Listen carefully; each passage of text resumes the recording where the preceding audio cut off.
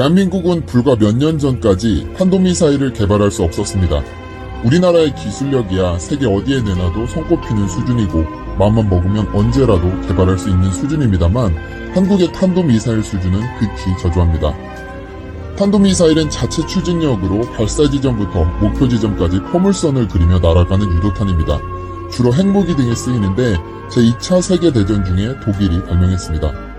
당시 명중률이 너무 낮아 위험한 무기였으나 전후 미국과 소련의 무기 경쟁에 따라 명중률이 급속히 높아지기 시작했습니다.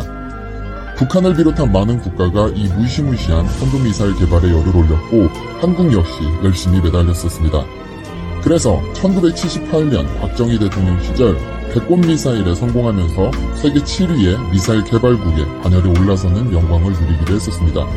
그러나 문제가 그때 터져버립니다. 미국은 박정희 전 대통령이 주장하던 자주국방이라는 슬로건이 제2의 한국전쟁을 일으키지 않을까 굉장히 걱정스러웠습니다. 한국전쟁 당시 소모된 병력과 국방비가 과다할 정도로 많아 부담스러워했죠. 그런 걱정을 안고 갈 수 없었던 미국은 이듬해 주한미군 사령관으로 하여금 국방부 장관에게 탄도미사일 개발을 중지하라는 권고서안을 보내기에 이릅니다. 당시 국방부 장관이던 노재현 대장은 그럼 우리는 미사일 개발 범위를 중량 500kg, 사거리 180km로 제한하겠다라는 취지의 서한을 미군에 전했습니다. 강대국이 보낸 서한은 언제든지 변경될 수 있지만 약소국이 보낸 서한은 그 즉시 법적 구속력을 갖는 것이 국제정치의 논리입니다.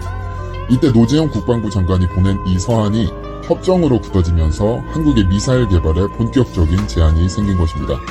그러니 거의 40년의 세월 동안 한국의 탄도미사일은 500kg, 180km에 갇혀서 아무런 발전도 이뤄내지 못했습니다.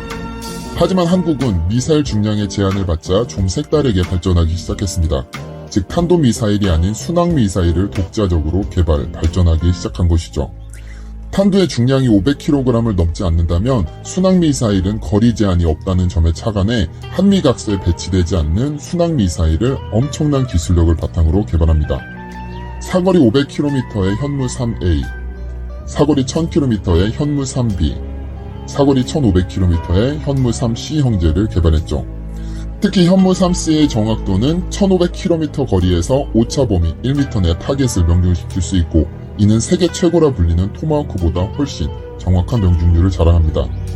또한 사거리 1500km는 서울에서 쏘면 러시아, 중국, 대만, 일본을 타격하기 때문에 마음만 먹으면 모두 파괴시킬 수 있습니다.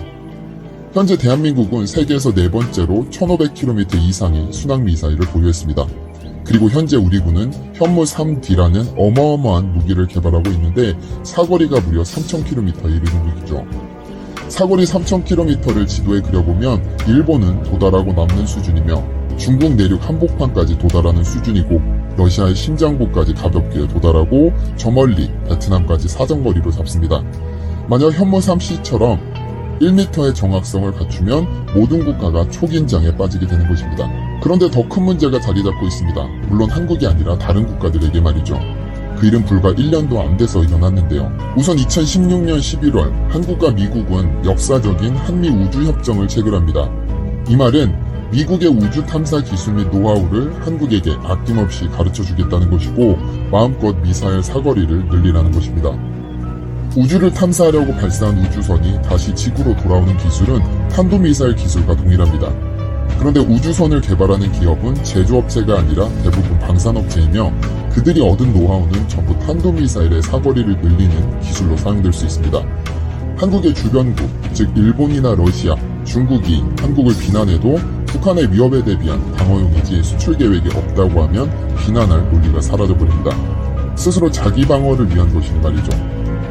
이제 문제는 탄두 중량을 늘리는 것인데 이 문제 역시 해결되었습니다.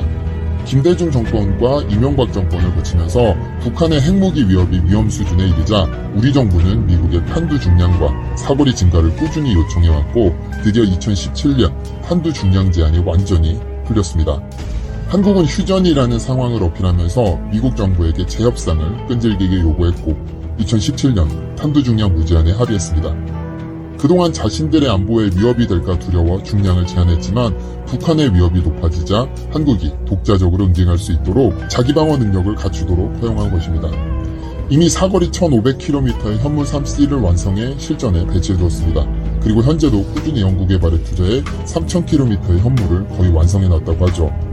덕분에 한국의 국방력은 엄청나게 상승했습니다. 사실 현 시대에서 국가 간의 전쟁 확률은 거의 없다고 봐도 무방합니다.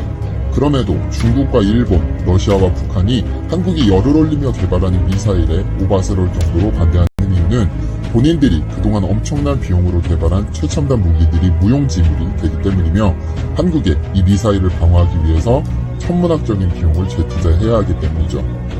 국방부에 따르면 한국은 이미 2017년에 현무2와 현무3 형제를 900기 보급했고 2022년에는 2000개의 현무 미사일을 전부 실전에 배치할 예정이라고 합니다.